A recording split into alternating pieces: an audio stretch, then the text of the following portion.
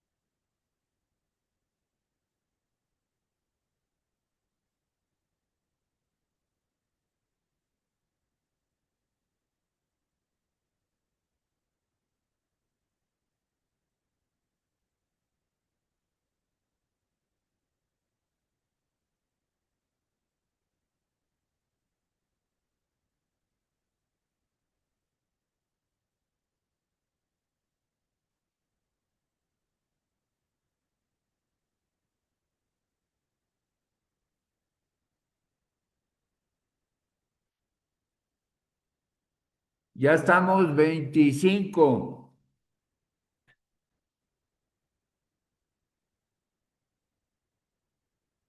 Bien, entonces vamos a empezar. ¿Me están escuchando?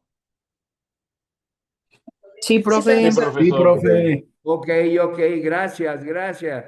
Ya estamos, ahora sí.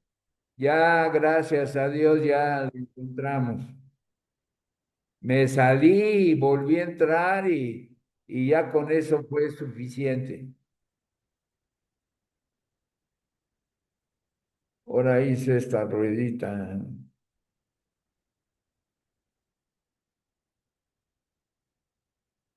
Entonces estábamos viendo, sí, sí, ya está caminando. Este era lo que quería que caminara, que antes no quería caminar, pero está de espérame tantito. Está cargando, yo creo.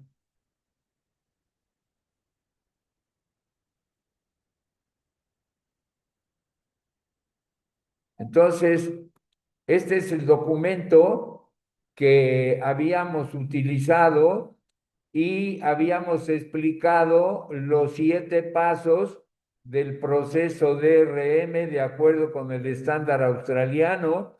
Vimos los ejemplos de riesgo dentro de cada tipo de riesgo y nos habíamos quedado en esta parte donde íbamos a comentar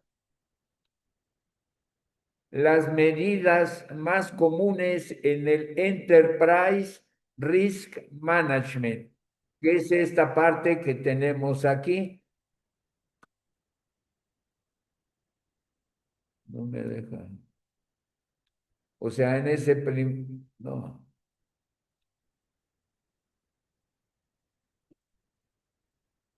Entonces, en el primer renglón, no me deja. Profe, seguimos viendo la página de Facebook. Ah, ¿no ven el documento? No, Ay, Dios mío. Ay, sí.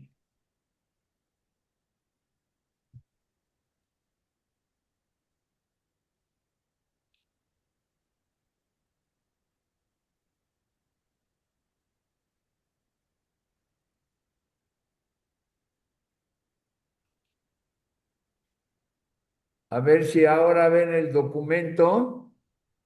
ahora sí. Ay, gracias, gracias. Ayúdenme, por favor. Entonces decía que este documento ya lo conocían, ya habíamos comentado la primera tabla donde ellos nos ayudan a que tengamos herramientas para poder trabajar y nos ponía en la primera columna las etapas del proceso ¿cómo se llama? Del estándar australiano y del lado derecho 4 tipos de riesgos para no poner todos pone los de la naturaleza, los financieros, los operacionales y los estratégicos. Después de eso, pone el proceso de los 7 pasos del estándar australiano y empieza a hacer el análisis sobre el caso hipotético que ellos utilizan en su documento y que para nosotros, pues lo importante es que ustedes sepan desglosar, ¿no? Los diferentes tipos de la naturaleza, los diferentes tipos de riesgo financiero, los diferentes tipos del riesgo operacional, que es el que hemos estudiado en una de las unidades anteriores y que le hemos dedicado más tiempo del que se permite. Y finalmente, que sepan desglosar los riesgos estratégicos. Eso sería de gran utilidad para el estudiante porque hay tantos riesgos que con estos 4 bien ubicados, bien dominados por ustedes, son suficientes. Después nos toca, eso ya lo habíamos platicado, y ya lo que ahora viene como nuevo es comentar las medidas más comunes que en la práctica del manejo, el manejo del riesgo de las empresas, pues se dan las medidas comunes en el Enterprise Risk Management, y aquí con un color como verdecito, dice que se dan en una de 2 categorías. Entonces, la primera es tratar las medidas de solvencia que hay dentro de una organización y también la gestión, la actuación de la volatilidad de las organizaciones de negocios en marcha, o sea, que están bien establecidas. Entonces vamos a hablar de comentar cuáles son las medidas de solvencia y de actuación, performance. Yo le puse gestión, que también se entiende como actuación, tu trabajo diario, ¿no? Y después aquí le ponen ellos going concern, o sea, de un negocio que está en marcha, ¿no? Estas medidas de 2 categorías se usan por muy diferentes propósitos y se enfocan en muy diferentes áreas del perfil de una organización. Entonces, siguiendo y complementando las descripciones narrativas de estas medidas, ellos nos ofrecen algunas gráficas, ilustraciones y algunas fórmulas donde es apropiado. Entonces, vamos a ver la primera, las medidas de solvencia. Las medidas de solvencia para los seguros, ya saben que hay una norma que se conoce en México como Solvencia 2 para los seguros y se conoce como Basilea 3 con sus modificaciones de 2017, que las veremos posteriormente. Así que tranquilos, aquí nomás vamos a platicar sobre algunos términos de solvencia y que ustedes seguramente ya conocen porque los están viendo en teoría del riesgo uno. Y estas medidas de solvencia, ¿no? Su parte importante se encuentra en los requerimientos del capital económico. El capital económico es cuando ya, perdón, el capital económico es cuando el capital solito se ajusta por los diferentes riesgos de la institución. Y aquí dice ellos que está relacionado con el denominador de RARORAC, ¿no? Que quiere decir que es ¿cómo se llama? Los beneficios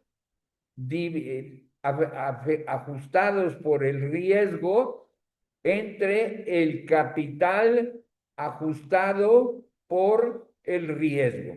Lo vamos a ver con calma y en su momento.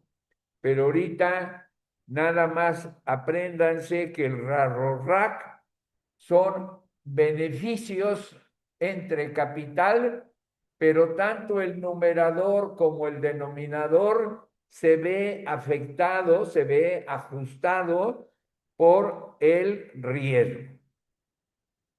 De ahí que pues les interesa mucho, como dice aquí, el denominador, porque el denominador, yo no sé por qué sale, porque el denominador ya está ajustado por el riesgo y es el que va a definir el porcentaje de las, ¿cómo se dice? De las, eh, de los beneficios, de las utilidades. Lo vamos a ver con calmita, tranquilos, porque son conceptos que aparecen como nuevos, pero que yo sé que ustedes ya conocen y que vieron en teoría del riesgo uno.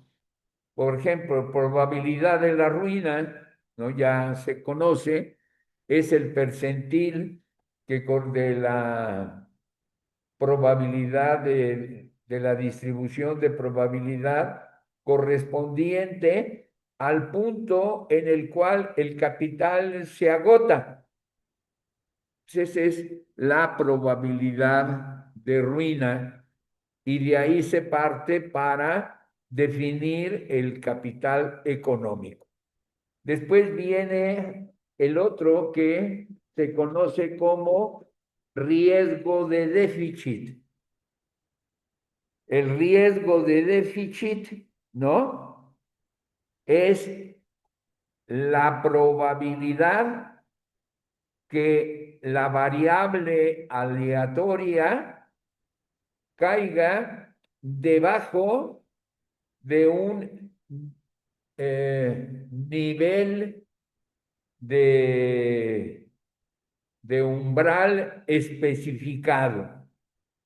Y entre paréntesis dice, la probabilidad de ruina es un caso especial de este riesgo de déficit.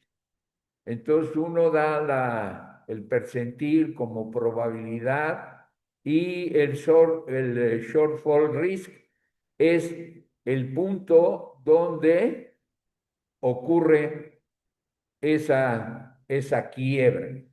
Después viene el VAR, el Value at Risk, es, es la máxima pérdida que una organización puede sufrir bajo condiciones normales del mercado en un determinado periodo de tiempo y a un nivel de probabilidad dado.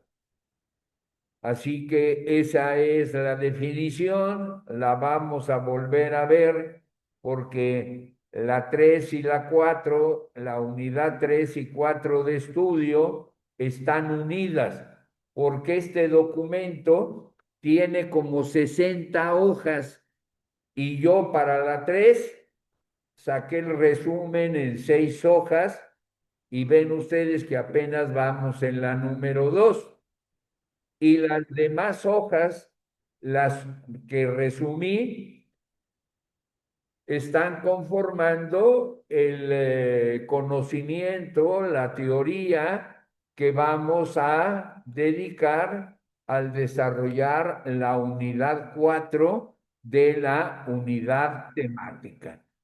Así que por eso les digo que no hay que preocuparse. Después viene el déficit esperado de los asegurados o el costo económico de la ruina.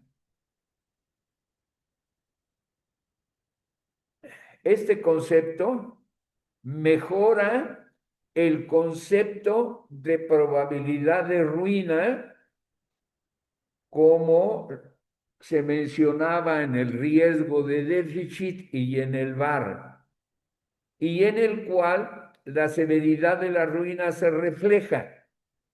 Técnicamente es el valor esperado del riesgo de déficit. Y como una analogía, nos da aquí un ejemplo, una explicación de la tasación de un bono y que se compara con ello cuando se considera el valor de rescate de un bono en adición a la falla de probabilidad.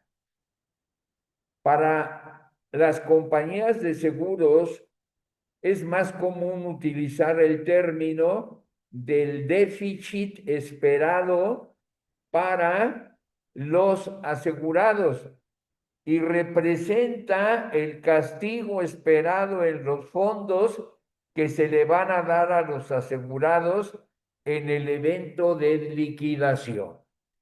Voy a ampliar un poquito esta parte. Vamos a suponer que todos tenemos nuestra póliza de seguros en la compañía X, Y y Z y por alguna razón llegó al punto de ruina. Se supone que ya en la actualidad ya todas las compañías tienen establecido el requerimiento de capital de solvencia de manera obligatoria, de tal forma que si quebrara esa empresa, tiene el valor de nuestra reserva porque la calculó ya el capital requerido. Entonces, nosotros en México ya no vamos a recibir, como dice aquí, shortage, el castigo, el ajuste esperado en los fondos. En México ya se tiene calculado el requerimiento de capital de solvencia y ya ella ya tiene un capital. Pero ¿qué sucede en muchas otras compañías o otros lugares donde todavía no manejen la parte de solvencia 2? Lo que sucedía era hace, como en México hace muchos años, si alguna compañía de seguros tronaba, pues los primeros a los que hay que atender es a los asegurados, pero como no tenían un requerimiento de capital de solvencia, pues tenían su capital, pero ¿qué pasaba con el capital que se consumía? El capital de los accionistas. Entonces decían, pues nomás tenemos lo que hay de las reservas y en esos manejos había un castigo esperado en los fondos de los asegurados en el evento de liquidación. Si el cálculo correcto era 100 pesos, a lo mejor le entregaban 80 o le entregaban 75 o le entregaban 50. Entonces, era un castigo. Pero ahora con Solvencia 2, este Expected Policy Holder Deficit, el que está aquí al principio, que es el EPD, pues ya no va a existir. Puede darse el caso de que una compañía, lo vamos a ver en la siguiente unidad, cuando se calcula al final de la evaluación el índice de solvencia. El requerimiento de capital de solvencia debe de ser tal cantidad. Entonces, si las reservas o el requerimiento de capital de solvencia es mayor del exigido por la norma mexicana, pues él tiene más de lo que se necesita. Entonces, si hay una compañía que tronara en ese momento, pues no va a tener más que su reserva y no va a tener el 100% de su reserva. ¿Por qué? Porque ya hay capital respaldado. Ese es lo que trajo la nueva norma. Pero en los lugares donde no hay esa norma de solvencia, pueden recibir como dice en el penúltimo renglón, expected shortage in the funds due to policyholders in the event of liquidation. Bien, después, ¿alguna duda, alguna pregunta? Me lo dicen, por favor.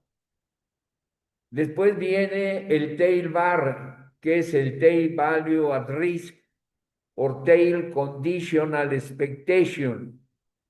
En ECOR, like measure in the sense, en este valor no solamente se da la probabilidad de que se está buscando como referencia para calcular el VAR, sino que también se te da el costo que están considerados en el evento de la medición de esa cola.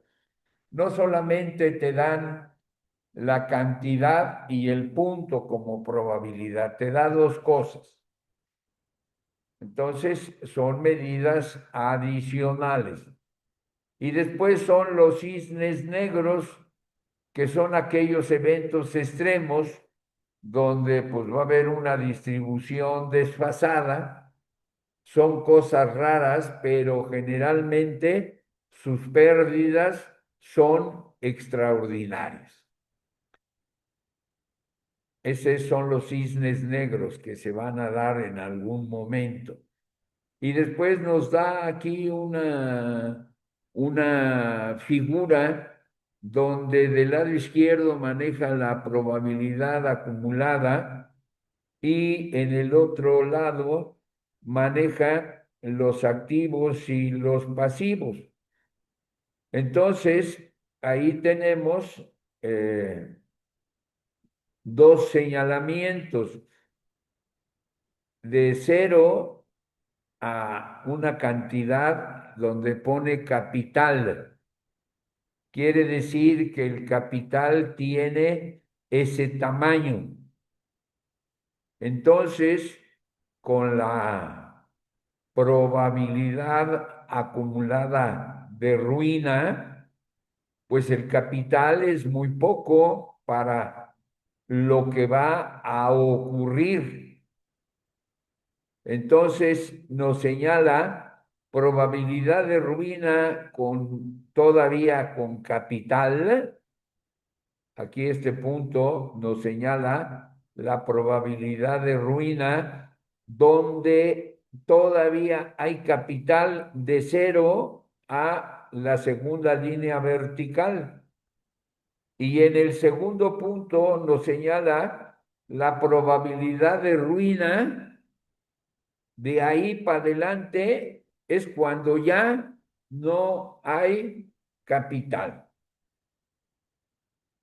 O sea, son terminología que pues cada quien a veces grafica determinadas cosas por algún ejemplo, alguna experiencia, alguna necesidad, pero que para nosotros no tiene más allá que el pura explicación del documento, explicación de respeto al documento.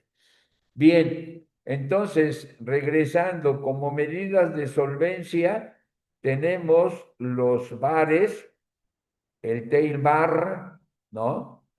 Y el condicional, el valor esperado de pérdida de déficit de los asegurados o costo económico de la ruina, el valor al riesgo, bar sencillo, no tail bar, sino bar sencillo, shortfall risk y probability of ruin, de la ruina. Entonces, esos tienen que ver como solvencia y seguramente ya lo vieron o lo van a ver en teoría del riesgo. Bien, preguntas hasta este momento. Todo Bien, bien, profesor. entonces sigue las medidas relacionadas con la gestión o actuación de la empresa. Ahí es donde entra el trabajo de todos los empleados, de la dirección, los resultados que se van obteniendo dentro de la empresa. Entonces, estas medidas ya se van a tener todas ellas relación con la utilidad. O sea, todas las empresas como objetivo tienen el valor agregado, la utilidad.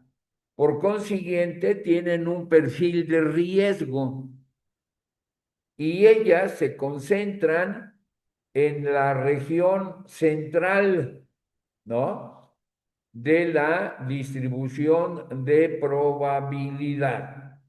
Entonces se van a andar buscando qué tan cerca el objetivo de utilidad se logró, ¿no?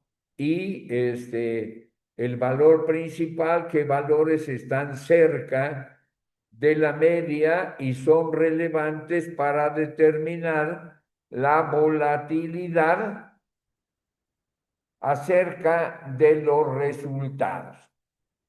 Dijimos que RARRORAC son beneficios ajustados al riesgo entre capital ajustado al riesgo. Entonces, el denominador sirve para solvencia porque es capital y beneficios es el numerador. Aquí está diciendo numerador del RARRORAC. Entonces, son beneficios. Y como dice ahí, pues son de particular interés para los dueños o para aquellos interesados, ¿no? Y que son los analistas del mercado. O sea, ¿qué utilidades tiene una empresa? Pues se va al numerador del RARRORAC, porque ya no van a ser nada más beneficios entre capital, sino beneficios ajustados al riesgo entre capital ajustado al riesgo. Y va a resultar un porcentaje pues diferente en las dos acepciones. La acepción común y corriente, no técnica, es que generalmente decimos nosotros, oye, hubo tanto de utilidad, vamos a llamarle, hubo tanta cantidad de beneficios. Ah, pues beneficios entre capital. Ah, caray, mira, tuvo una utilidad del 10% del capital.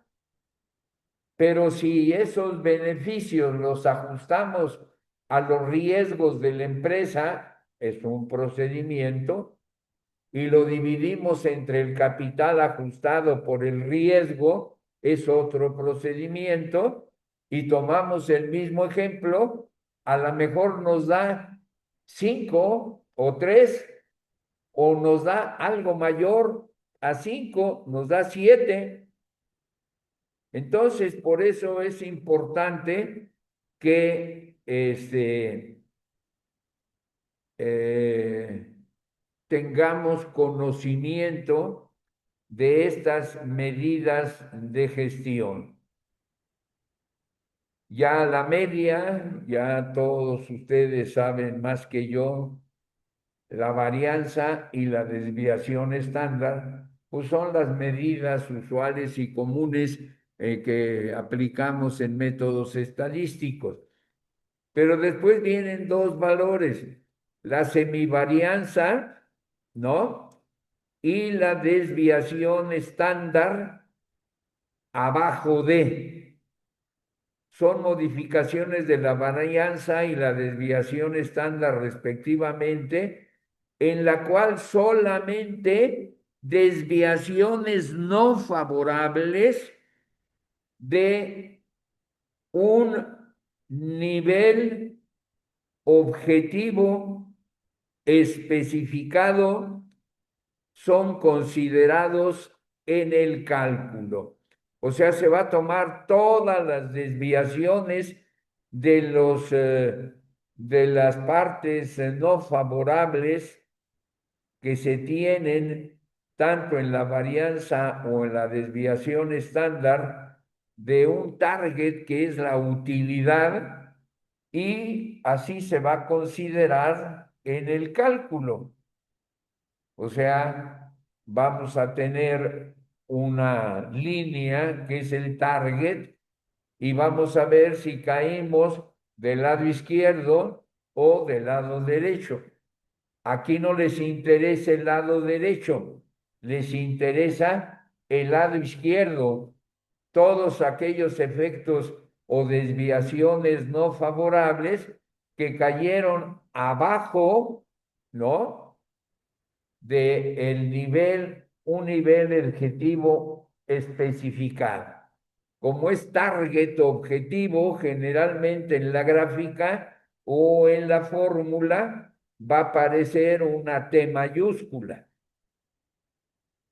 En el below target risk es lo mismo, es el valor esperado de las desviaciones no favorables de una variable aleatoria de un nivel objetivo especificado. ¿Y cuál va a ser un ejemplo? Pues el que no se alcanza el objetivo de las utilidades. Y pues sale aquí otro ejemplo. Aquí tenemos las utilidades, aquí tenemos la probabilidad, aquí tenemos el target, ¿no?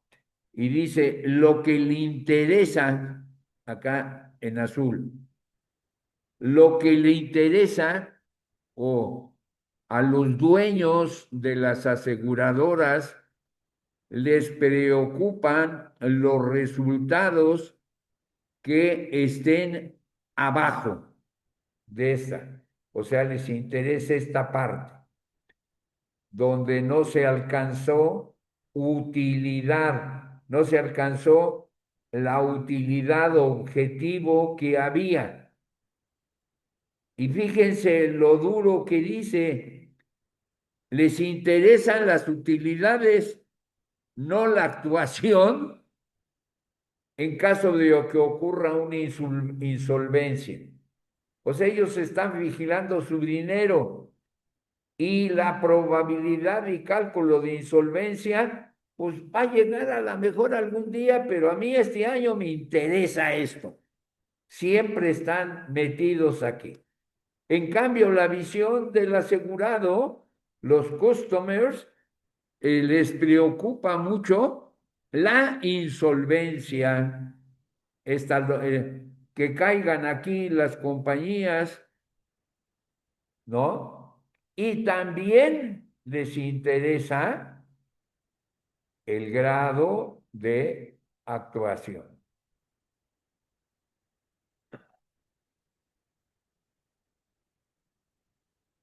el grado de no actuación, degree of non-performance, o sea, el grado de no actuación. Entonces son ideas diferentes. Aquí están los dueños, me interesa la utilidad y por qué se han obtenido estos eventos no favorables. Y aquí nos dice la visión. En cambio, la visión de pues es primero que le interesan la insolvencia que llegue abajo de cero y la extensión que pueda tener el daño. Después vienen las medidas de riesgo y fórmulas, la desviación estándar, ¿cómo se llama? El, eh, el riesgo de déficit, el valor al riesgo, el, eh, la desviación estándar de valores debajo del objetivo y el below target risk, que ya es el, eh, lo que se espera que se vaya a tener, es la media, es el valor esperado de los eventos desfavorables de no llegar a una determinada T.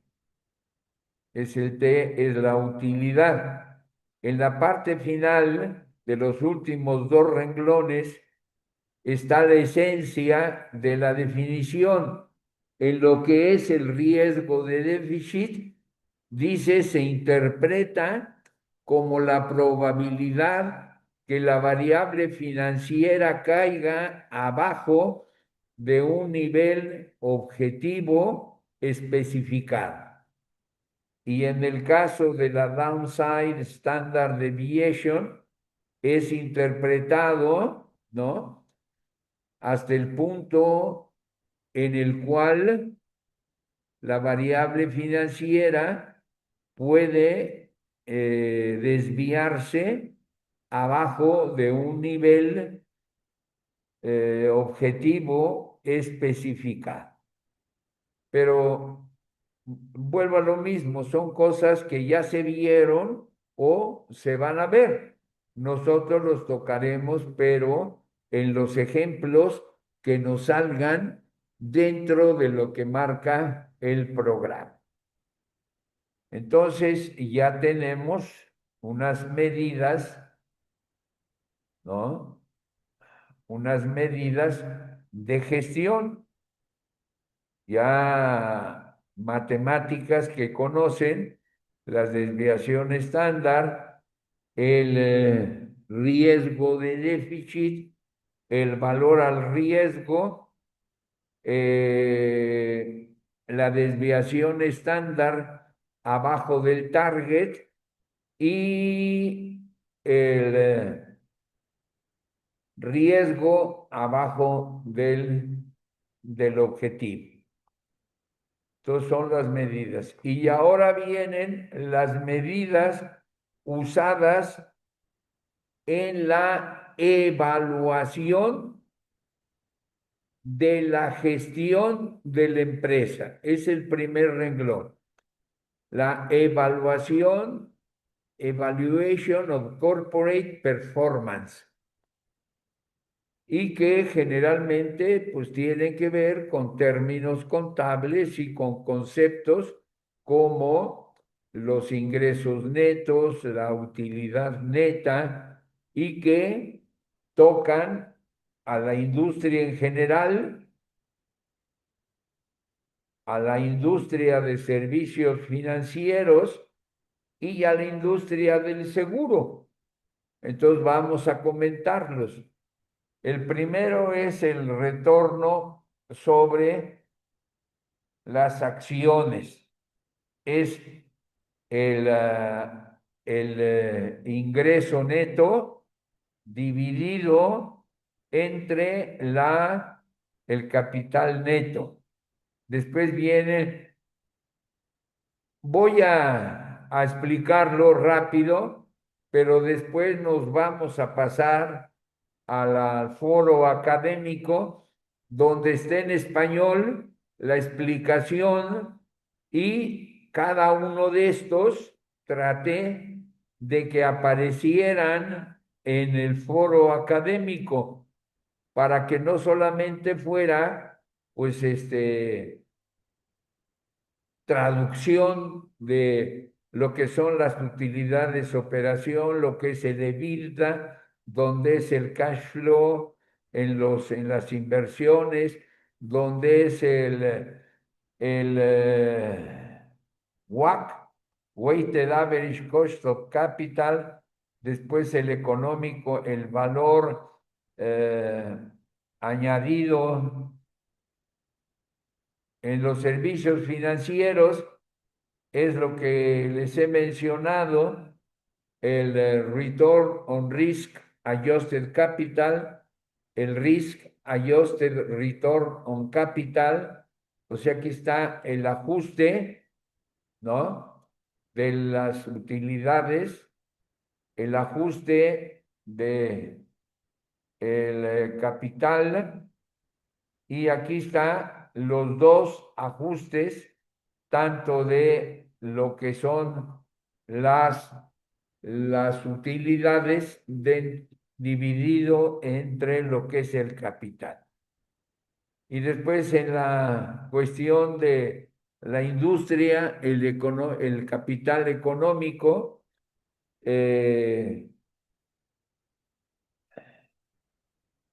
es el valor de mercado de los activos menos el valor estimado de los pasivos, ¿no?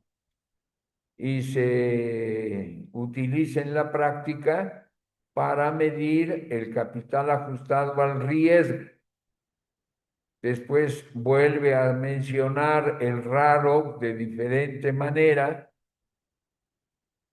que veremos en los ejemplos. Después viene el embedded value, es una medida del valor de los negocios que están en vigor en los libros de las compañías de seguros. Y se ajusta, ¿no? Su utilidad con el capital de sus activos y esos son los que van a soportar la utilidad más el valor presente de las utilidades futuras de los negocios en vigor. Y también esta medida de performance se expresa generalmente considerando el crecimiento año con año en el embedded value. Y después el risk-based capital es lo que marca la normatividad. Ya en México ya tenemos que es el requerimiento de capital de solvencia más el margen de riesgo.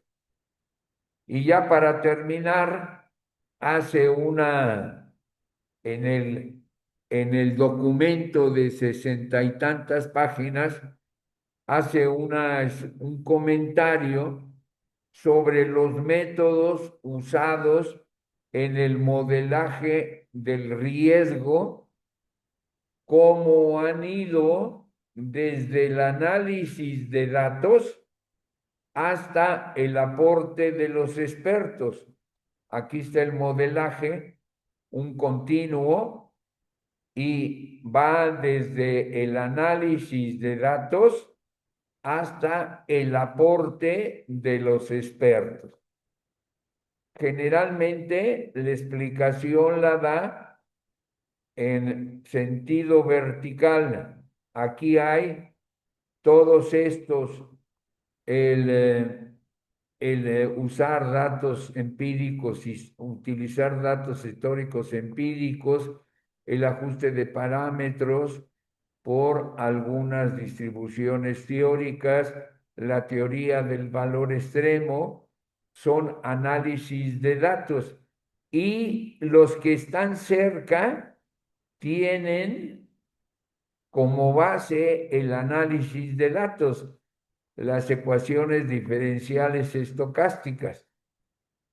Aquí regresión, como que todavía le toca un poquito. Después ya el modelaje, están las redes neuronales, los sistemas dinámicos, las diagramas de influencia, las redes bayesianas y el fuzzy logic, conjuntos difusos. Y estos ya se acercan al aporte de los expertos. Ese es nada más que tengan ustedes una idea. El artículo completo lo encuentran ¿cómo se llama? En esta URL. Es, si falla, voy a ver si falla. ¿Dónde está? No se encontró. Debe estar aquí en publicaciones e investigación.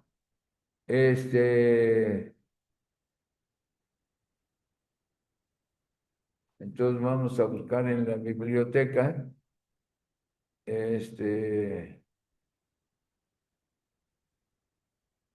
Palabra clave, Enterprise Risk Management.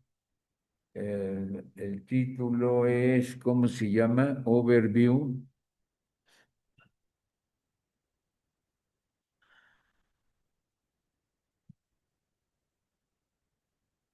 Over, creo que es así.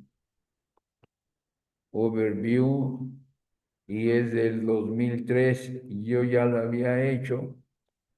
Y aquí nos dice que hay descripción general de la descripción de riesgos empresariales.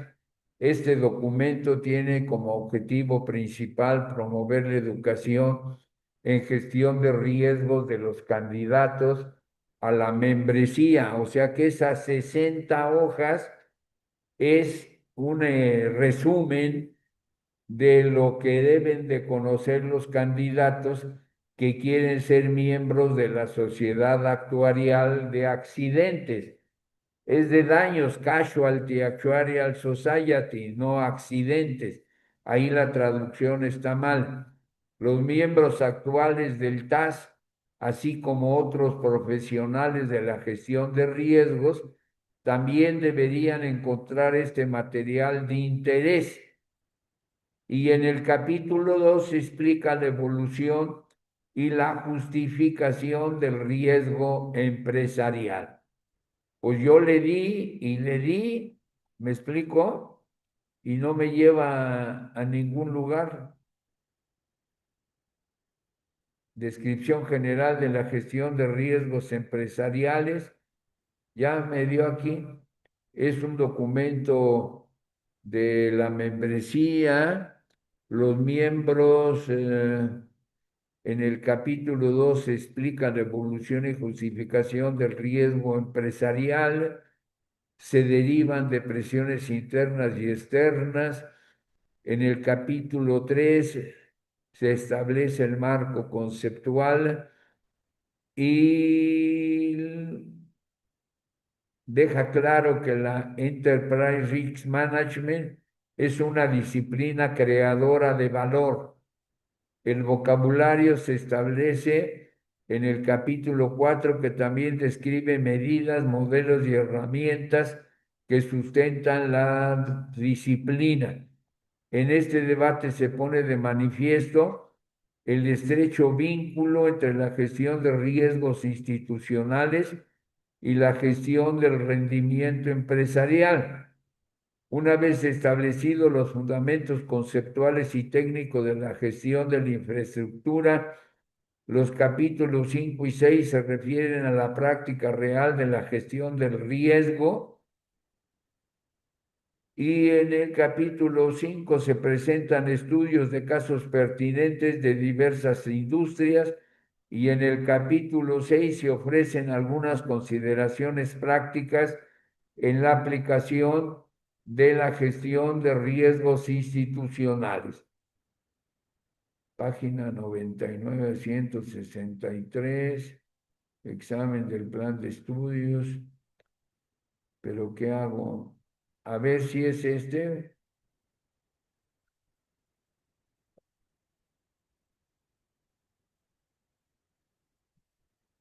Si es este, No se está viendo, profe. es este, así que por favor tome nota. Nomás quiero localizar las hojas que yo mostrarles. Eh, permítame tantito.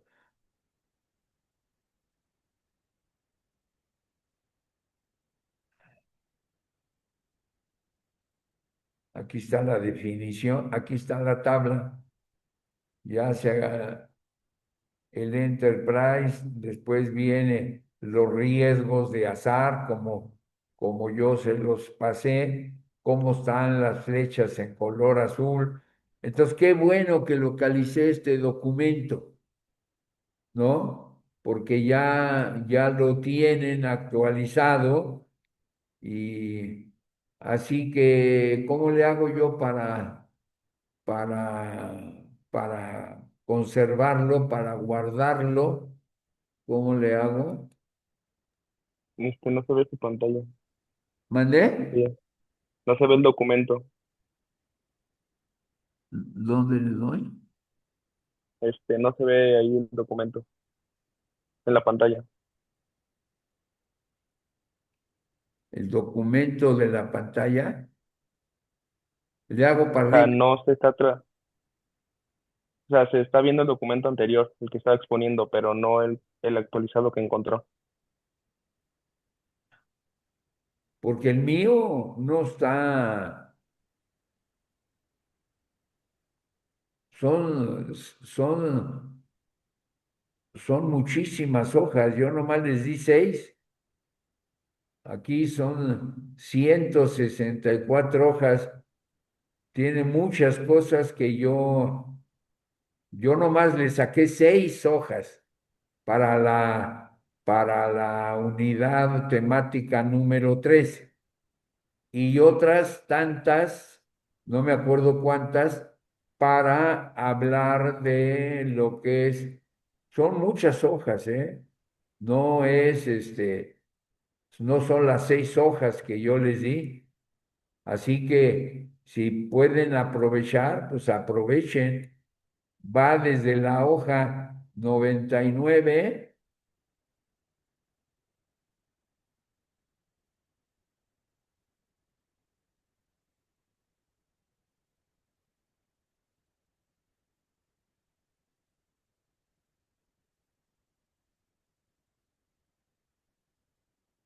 a la 63, o sea, son 64 hojas y yo nada más le di un apunte de 6 hojas, porque otras hojas las vamos a ocupar en la...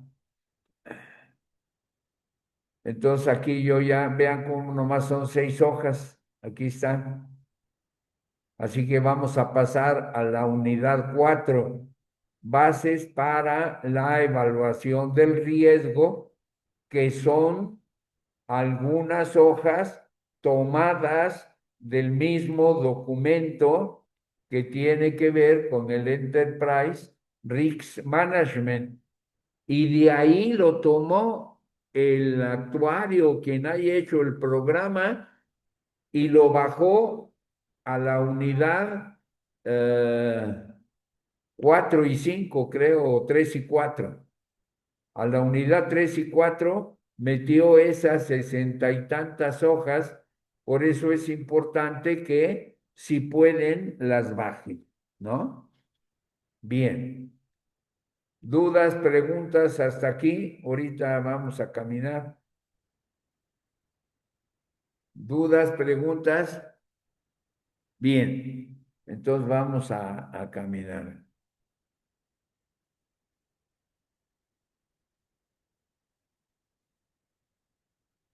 Entonces yo tengo que salirme de aquí.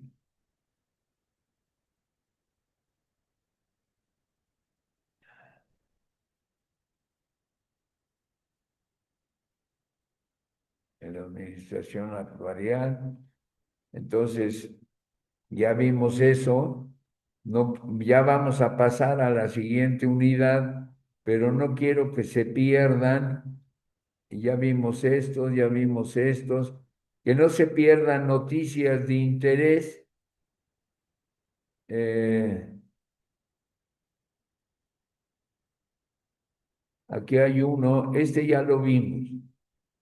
Este es enfoque basado en riesgos y una metodología de la Secretaría de Hacienda y Crédito Público que creo ha de tener relación con la noticia de las faltas cometidas por los bancos, ¿no?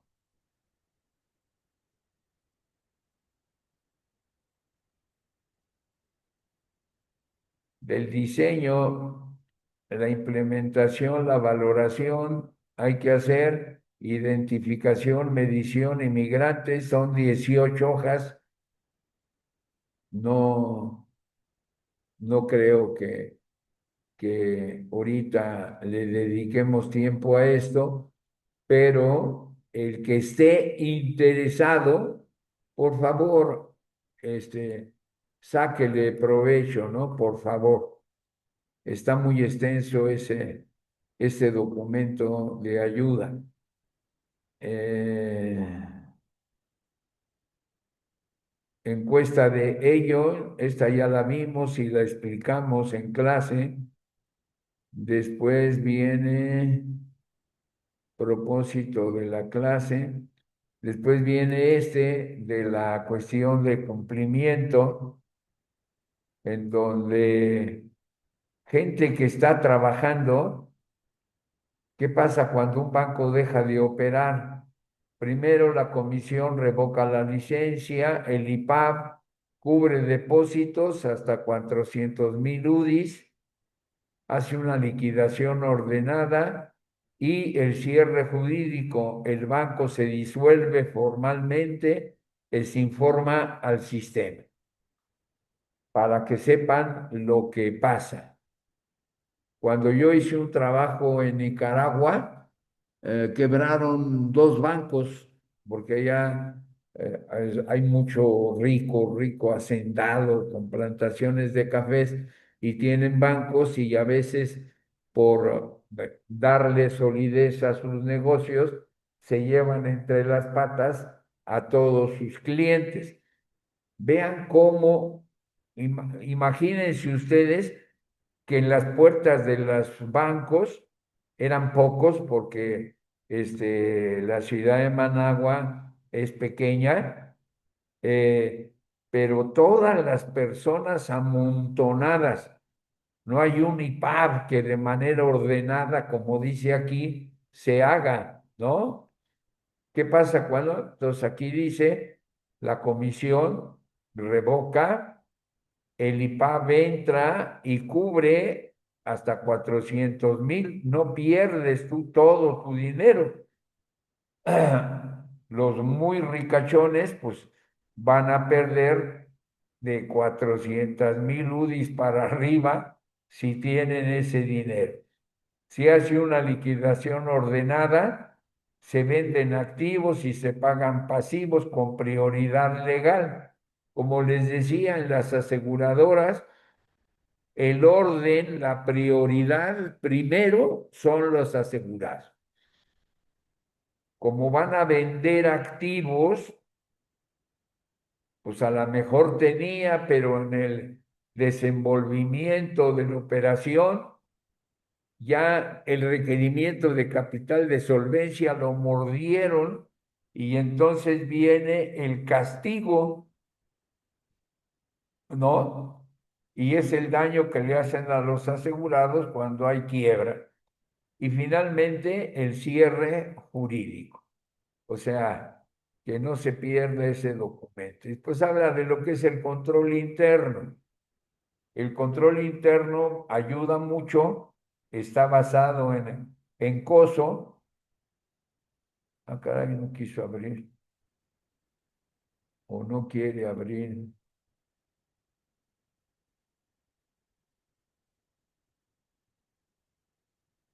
Aquí,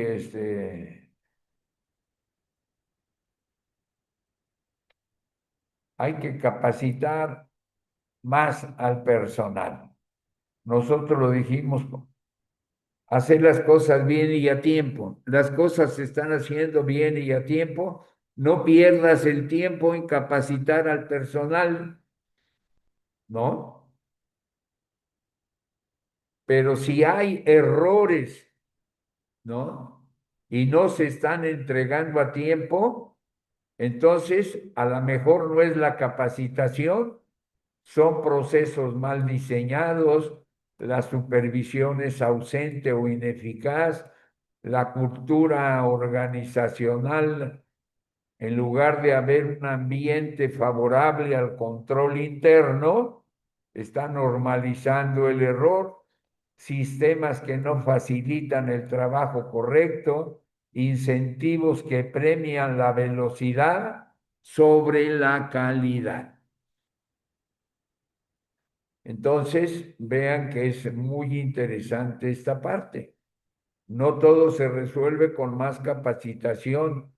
La capacitación es valiosa, pero no puede sustituir a que la empresa tenga mal, estoy repitiendo, sus procesos, su supervisión, su cultura organizacional, que los sistemas no sean eficientes y que los incentivos premien la calidad. Todo esto se estudia sobre COSO, el cubo que presentamos.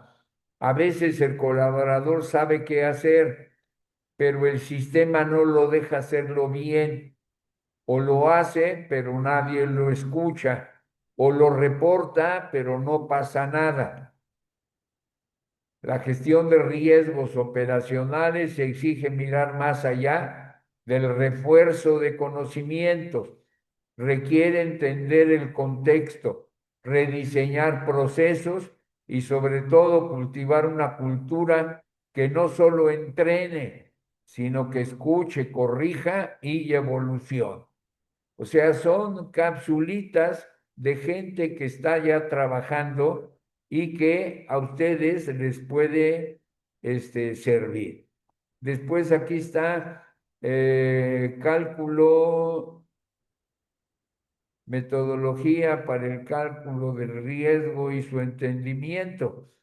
No es otra cosa más que el estándar australiano, son las fases, ¿no? La identificación del riesgo es lo primero, el análisis del riesgo, la evaluación del riesgo, la priorización del riesgo y el tratamiento del riesgo. Pero además resume lo que ya conocemos, o sea, va a buscar cuáles son los pasos equivocados y los recursos que la empresa tiene, procesos, incidentes históricos, cambios regulatorios, riesgos de tercera parte, los sistemas, las herramientas, el checklist, los procesos, el análisis del riesgo, determina el impacto de cada riesgo, acercamientos de manera cualitativa, semicuantitativa, cuantitativa, la evaluación del riesgo, o sea, es un recordatorio de lo que ustedes estudiaron en el estándar australiano, pues aquí lo tienen muy resumido. Entonces, es el tema más importante de este semestre, de acuerdo al programa. Así que vamos a pasar a las bases para la evaluación del riesgo. Entonces, vamos a ver el alcance de la unidad temática.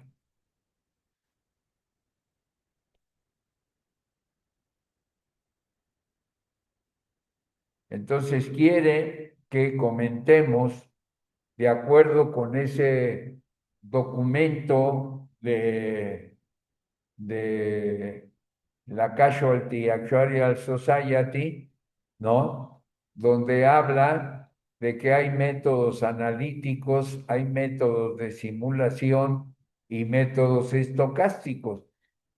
Se comenta algo de analíticos y de simulación, pero después quiere que se den ejemplos de aplicaciones de métodos estocásticos y para ello quiere que se desarrollen, ¿no?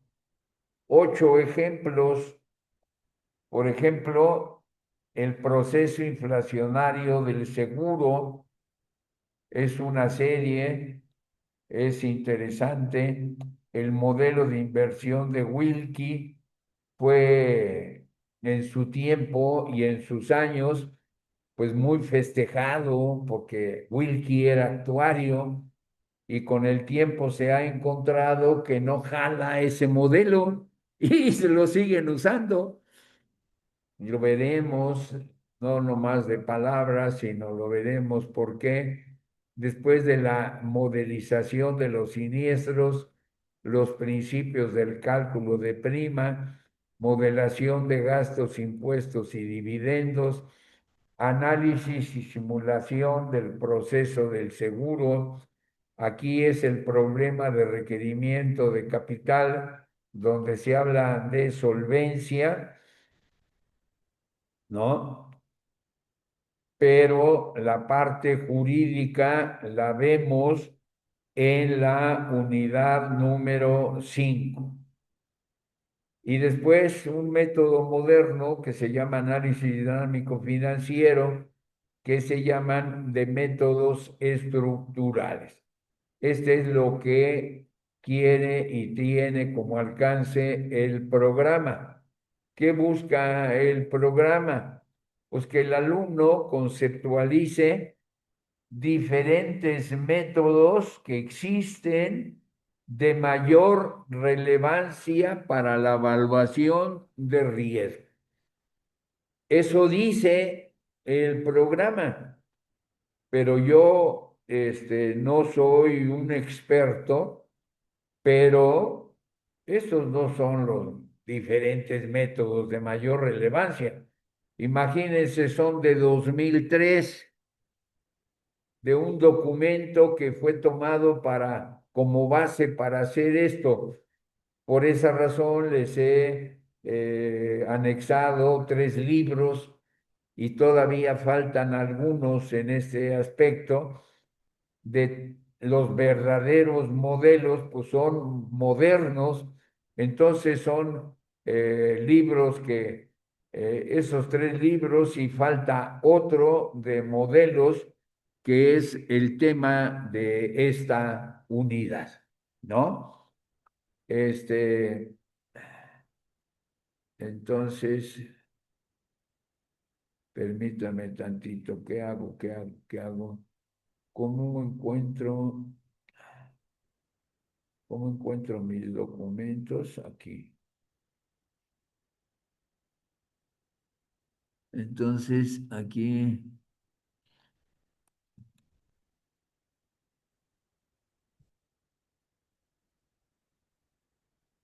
administración actuarial.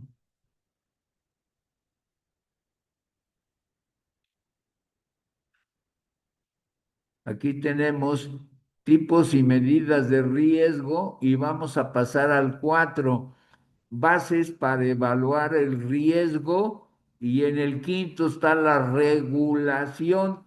Ahí es donde todavía vamos a hablar de algunas cosas, pero ahorita vamos a ver las bases para evaluar el riesgo, ¿no? Y versión 4.1 y la primera parte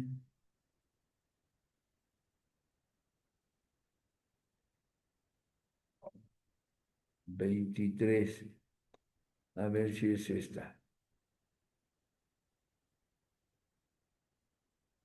Entonces,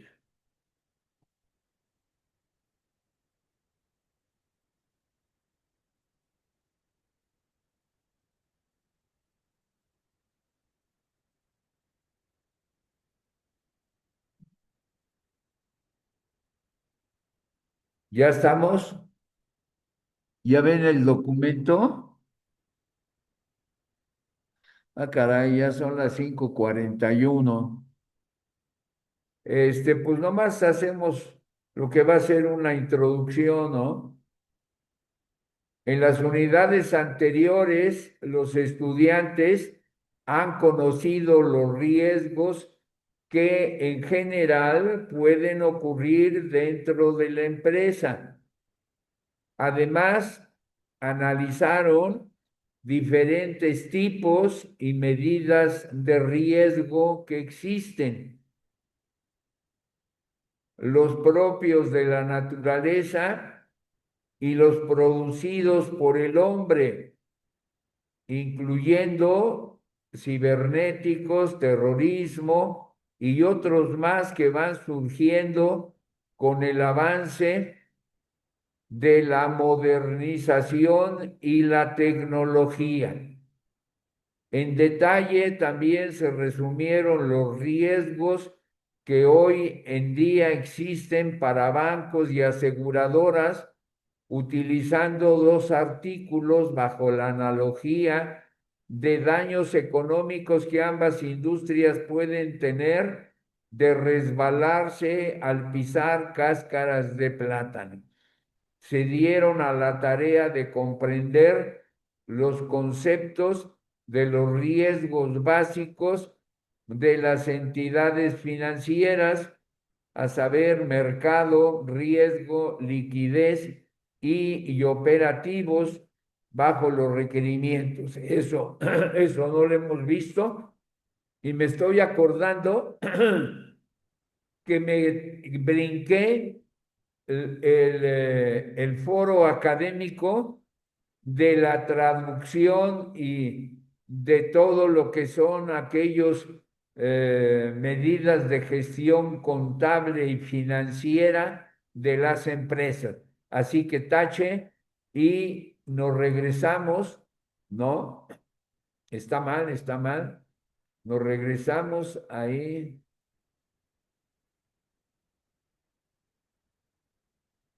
¿Dónde está? Nos regresamos.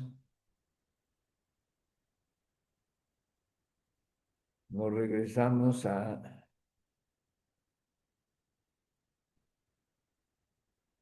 nos regresamos y aquí empezamos la clase que viene, ¿no? A ver esto que nada más yo mencioné así de carrera, porque vamos a ver esto ya con un poco más de calma, ¿no? Aquí está, ya terminamos esto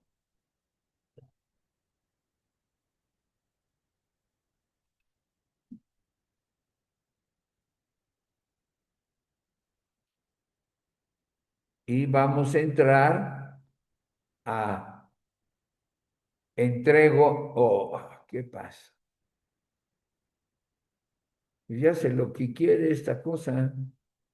Entrego los diferentes acrónimos aparecidos en el extracto de repaso sobre el Enterprise Risk Management con su debida traducción al español y casi como están en el documento, los fui buscando. El ROI, el ROE, el OE, el EBITDA, el WAC, el EVA, el RORAR, el RAROR, el RARORAC, etcétera, etcétera. Estos temas pertenecen principalmente al campo de finanzas y contabilidad. Aquí te dejo una breve descripción de cada uno de ellos y su área de estudio. Entonces, con esto empezamos la clase que viene, porque no hemos terminado bien la unidad número 3. Lo vamos a hacer la próxima vez. Es el miércoles. ¿Dudas, preguntas, jóvenes? No, No, profe. profesor. Bueno, ahí nos quedamos. Que les vaya bonito y primero Dios nos vemos el miércoles. Gracias. Gracias. Bye. Ahora, ¿cómo?